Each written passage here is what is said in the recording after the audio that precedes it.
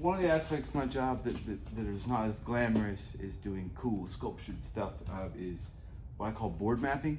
Certain boards do have a better way of being used for different parts, and not as good ways of being used for certain parts. In factories, typically, they just slap stuff in there. They're not really checking the board. So there's one of the little things that makes my work a little different as far as quality control. And it starts at the beginning, not just at the very end where you're checking it.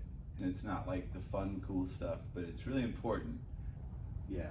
Board mapping some mahogany here, and I'm also got to go through and board map cherry, a lot of cherry. And I'm going through and I'm kind of assigning and looking at the boards. So sometimes a little closer inspection kind of helps me have less trouble along the process. The boards are kind of, it's like getting to know a person. Like off first glance, this one looks pretty good. It's pretty straight, good enough.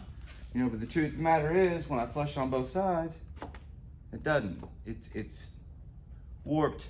I'm shaving time off of my workload next week, and the week after, and the week after, and the week after, and hopefully not much longer. Board mapping. So, if learning more about my process and what I call board mapping in detail, and how I assign certain boards to become certain parts, or how I select them in certain ways, is of interest to you, go in the comment section of this video and say so.